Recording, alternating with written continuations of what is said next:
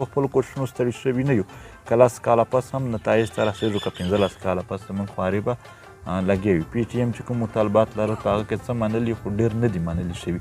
البته که نه دي منلي شوي د هغو دپاره زموږ مبارزه لګیا ده. څوک ګلونه هاړې ته راچوي که څوک مطلب ازغي راچوي. موږ موږ خو د خپل وطن دپاره مبارزه ده. د دغې په دې دنیا باندې هېچا نه هیلې نه لرو چې هغه څه موږ ته نتیجه راکړي. البته دا بله خبره ده چې په دې خاوره کښې د ولسونو لخوا پی ټي ایم ته ډېره مینه او احترام وموندل شول.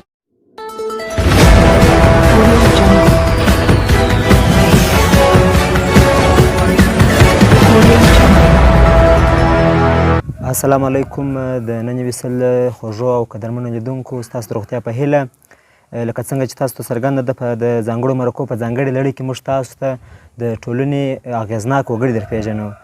له نیکه مرغه نن ویسل پاڼه په دې وتوانېدله چې د پښتون ژغورنې غورځنګ له مشر سره مرکه وکړي. زموږ سره نن په مرکه کې د پښتون ژغورنې غورځنګ مشر ښاغلی منظور پښتین میلمه دی. د ښاغلي منظور پښتین سره به د نوموړي پر شخصي ژوند، سیاسي ژوند او همداراز پر غورځنګ او مبارزه ورسره غږېږو. تاسو راسره اوسئ. ورځو ښاغلي پښتون صاحب ته. د پښتون ژغورنې غورځنګ مشر ښاغلی منظور پښتین صاحب ستړي مستې خدای مو راوله. خوشحاله اوسئ. تاسو هم ستاسو اورېدونکي ژوندي اوسئ. چې تاسو عمر څو دی؟ 28 کلن یاست. او زده کړې مو کړې دي؟ ها. څونه زده کړې مو کړې دي؟ ماسټر مطلب ډاکټر ډیګري. ستاسو ویناوې ډېرې پخې دي چې کله تاسو په جلسو کې ویناوې کوئ او ستاسو عمر کم دی. کوم کتابونه ګورئ؟ وطن ګورو. د خپل وطن په ورانو کورونو کې او په غمزده خلکو په څېرو هغه لوی کتاب دی. هغه ګورو، هغه اورو. تر ټولو لوی اثر د هغې دی.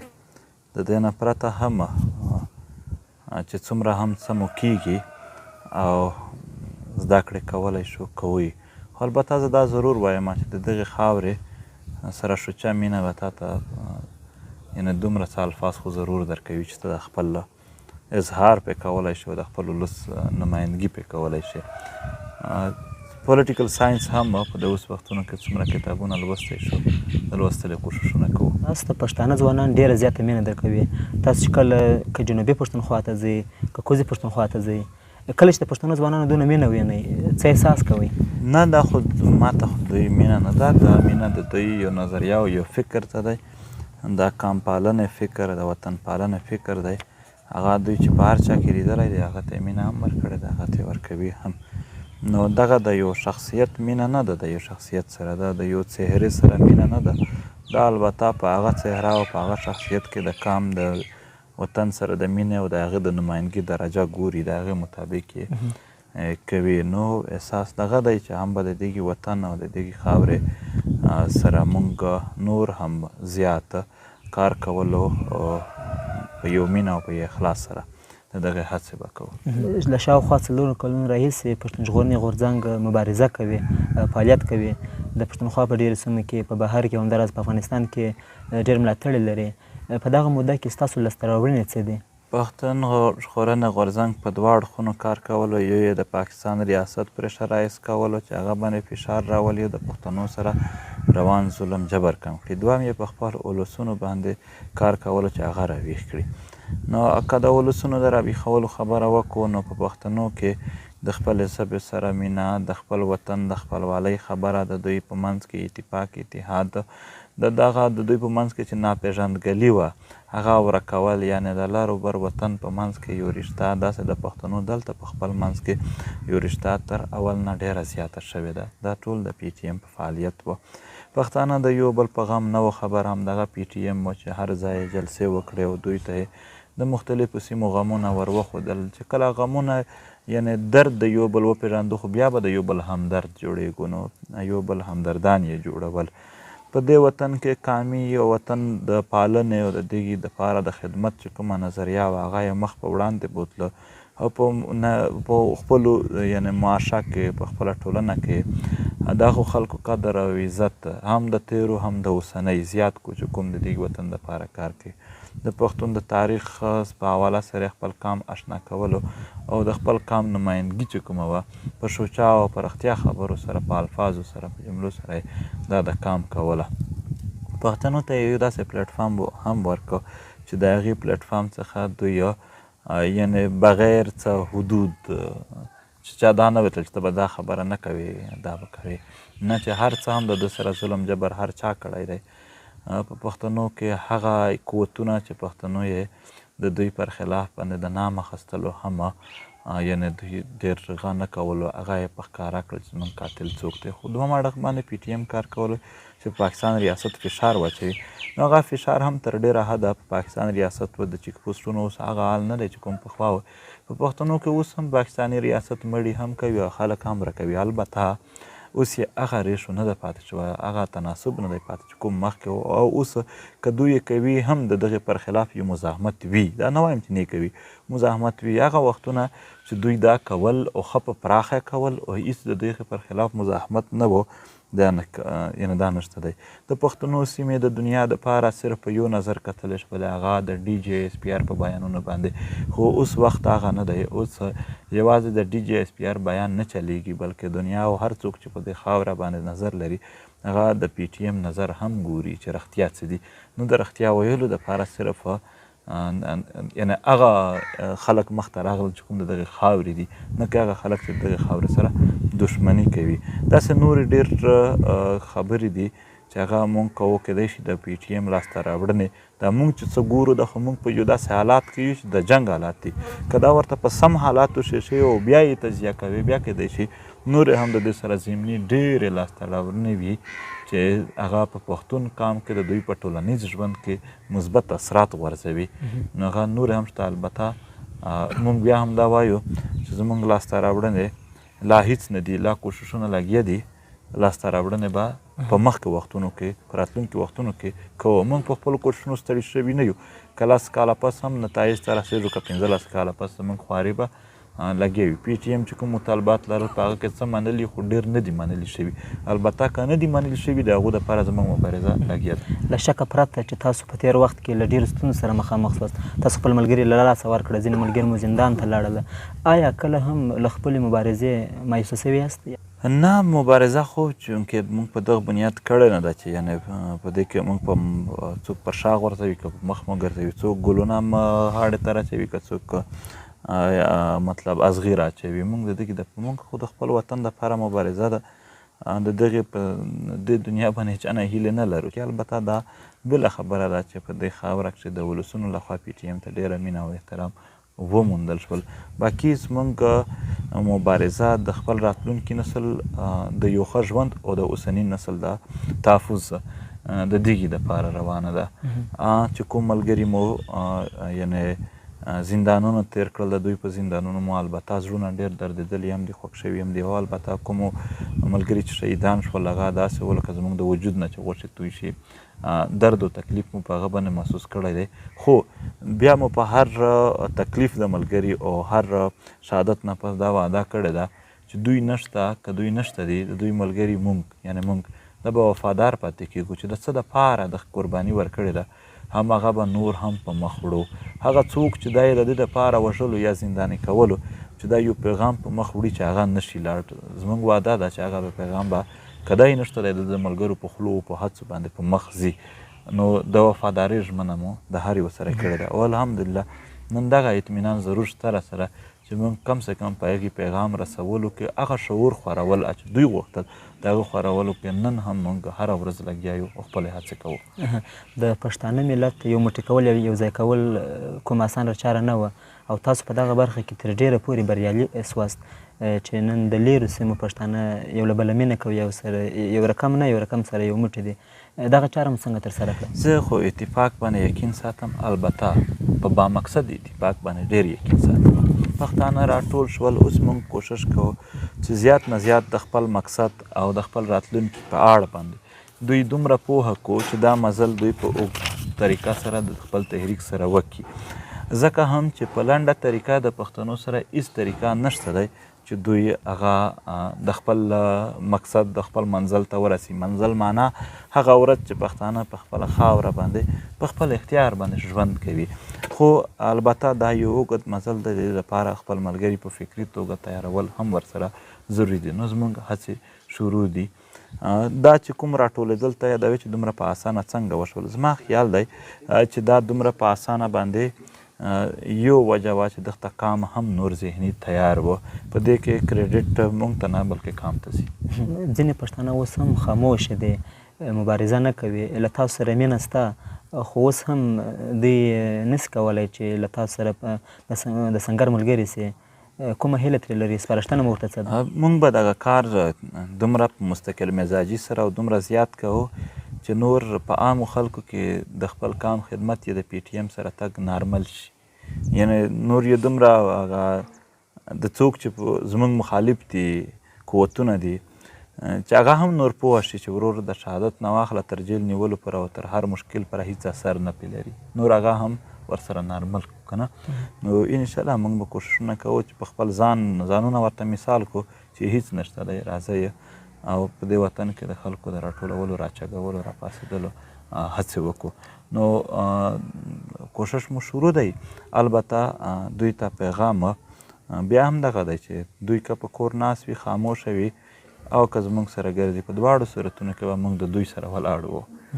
که دوی زموږ سره نه ودرېږي هم موږ د دوی سره ودرېږو. تاسو ډېر وخت په سفر کې یاست، پر کور نه یاست، په څونه وخت کې کور ته راځئ او سفرونه مو ولې دومره ډېر دي؟ دا امکان لري، کله کله 2 3 4 میاشتې هم نشو را، کله په 1 میاشت کې هم راشو که نه.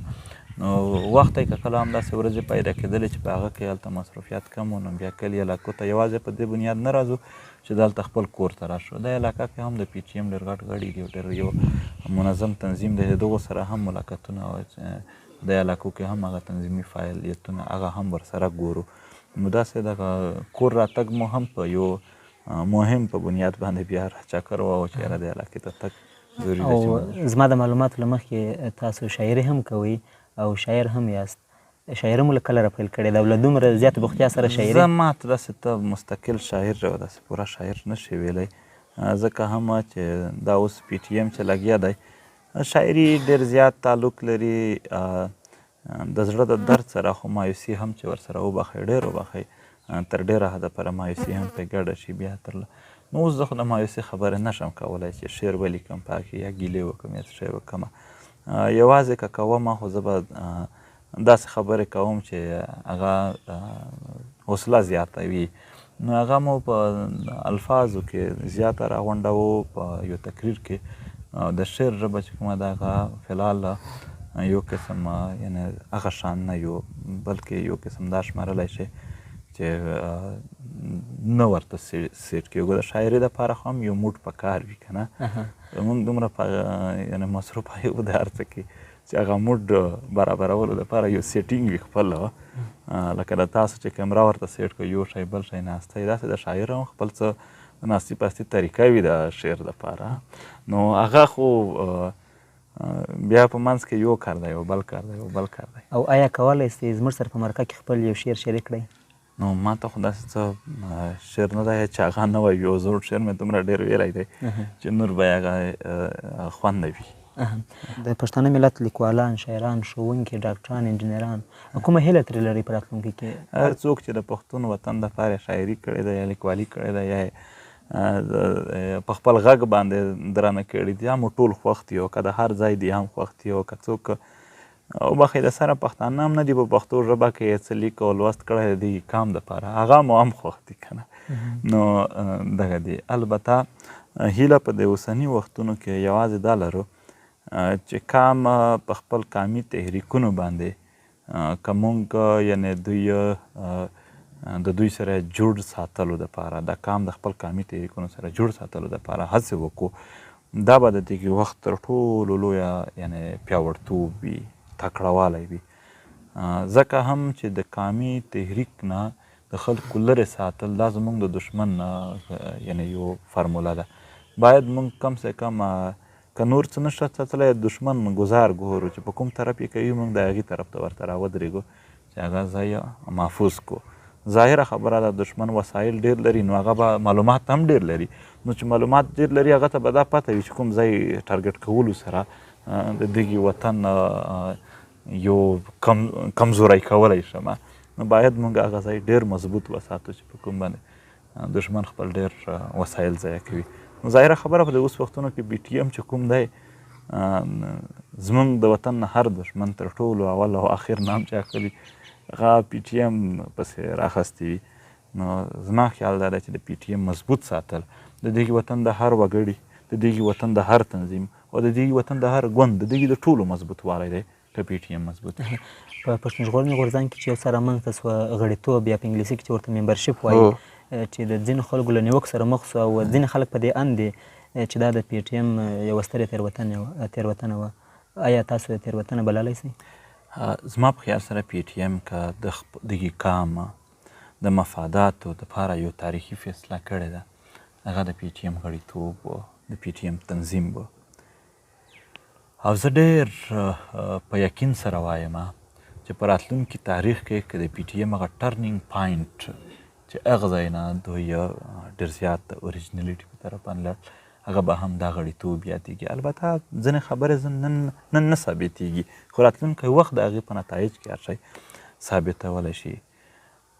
دغه حالات اوس څوک نشي محسوس کولی، خو 2021 یا 2020 آخر دا وختونه که څوک وریاد کي او د هغې ماحول مطابق یعنې موږ اوس که رایاد کړو چې موږ په واورو کې ناست یو، نو خو هغه واورې ټکی خو به وکړي خو هغه احساسات نه ورسره جوړېږي ځکه چې واورې نشته. نو داسې هم هغه وختونه اوس نشته دی. پی ټي ایم د غیر تنظیمي صورتحال د وجې چې دوی تنظیم نه لرلو د داسې څه سره مخامخ کېده چې نور د اولسونو هیلې ماتېدلې. هره ورځ دا سټیج خطا دی، دا نه دی خطا، دا خبره صحیح، دا غلطه، پلان کې پیسې جمع کړې نه کړې جمع. د دغې ټولو دپاره زموږ سره بله هیڅ لار نه وه. 21مه صدۍ خو پرېږده، اولمه صدۍ کې هم انسانان په دې اتفاق لرلو چې بغیر تنظیم کامونه یا تحریکونه په مخ نه ځي. نو چې اولمه صدۍ کې دغه پیغام دی، نو په 21مه صدۍ کې خو دا بیخي زیات دی. دا غړیتوب یا تنظیم د دې دپاره خو نه دی جوړ شوی چې په دې باندې موږ څوک وهو، بلکې څوک چې زموږ سپورټ کوي هغه ته یو بهترین سټیج، یو بهترین او صاف شفاف نظام ورکولو دپاره دی چې راشه زه تا ته یو شفاف نظام درکوم چې ستا زړه هجوم باندې موږ دا کام نشو ګټلی، دا موږ په یو تنظیم ګټلی. خو دا خبرې موږ نه، دا هغو خلکو چې بې ورسته تنقیدونه کول هغو خپلې کولې چې دا خو یو هجوم دی، د هجوم سره زه څنګه لاړ شم. البته د تنظیم سره تګ چې کوم دی دا یې اوږد کېدلی شي.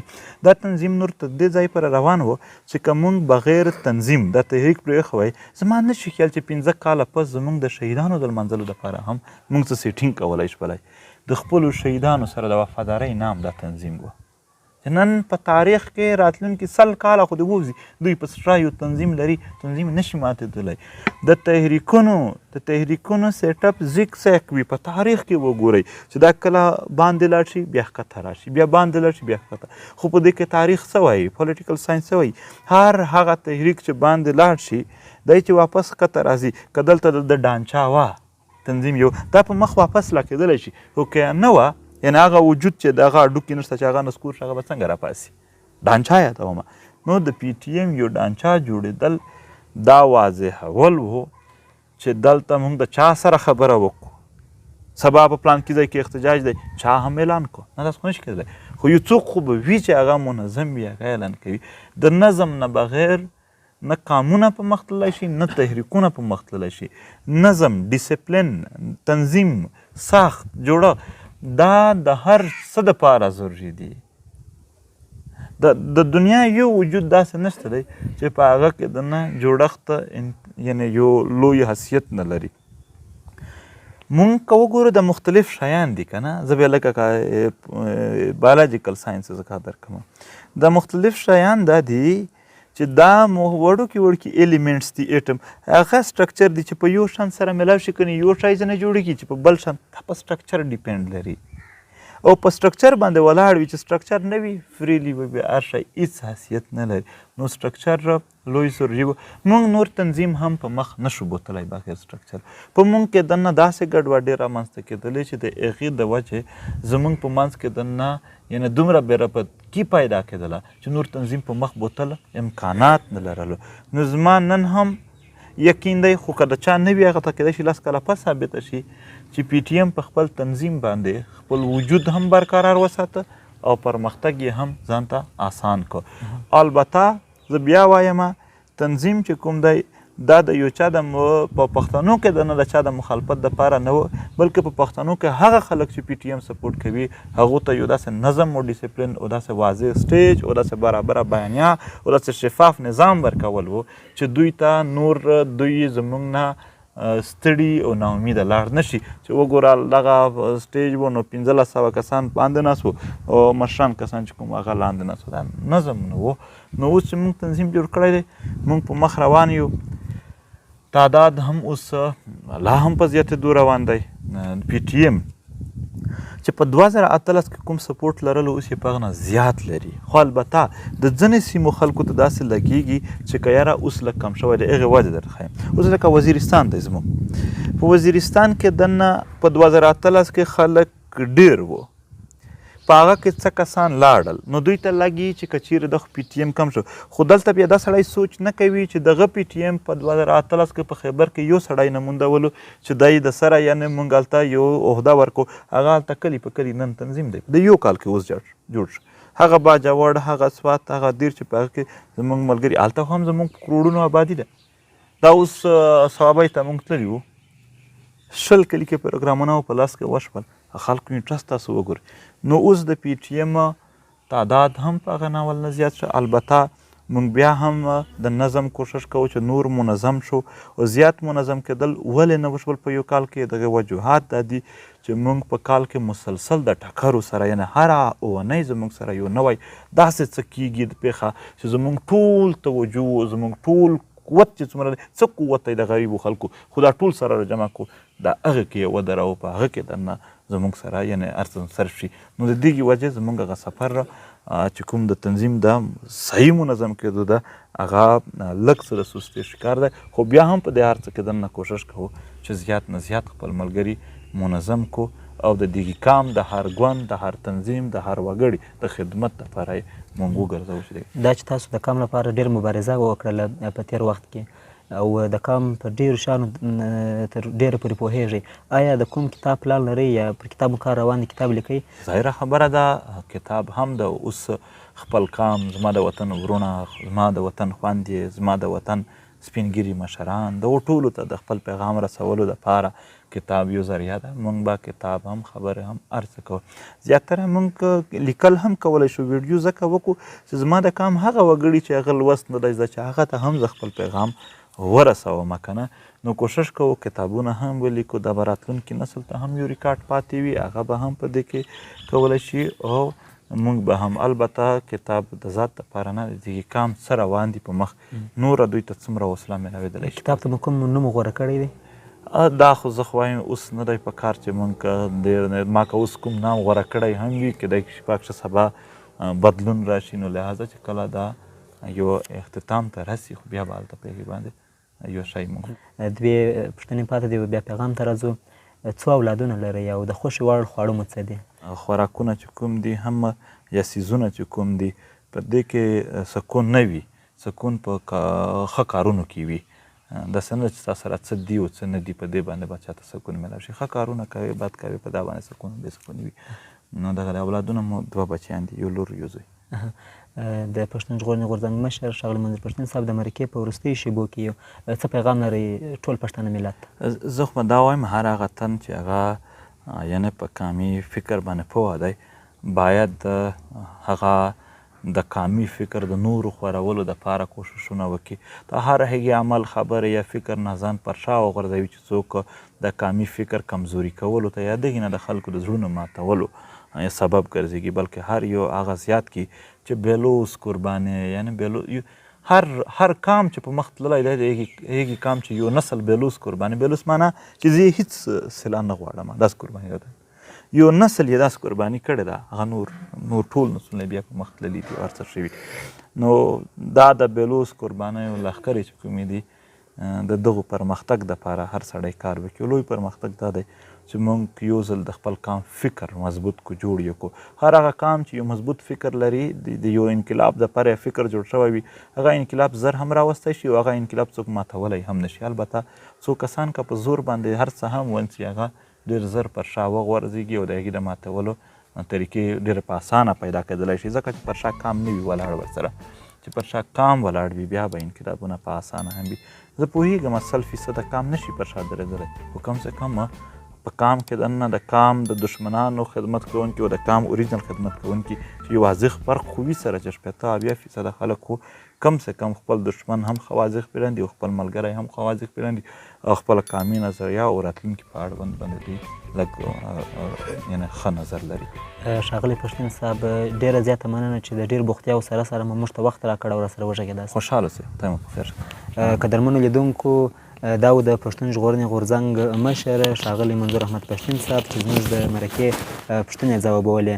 د ځانګړو مرکو دغه ځانګړې لړۍ دوام لري. په ترڅ کې به یې د ښاغلي پښتین صاحب په شان د دې پښتني ټولنې ځلانده ستوري در وپېژنو. ګړندي واوسئ.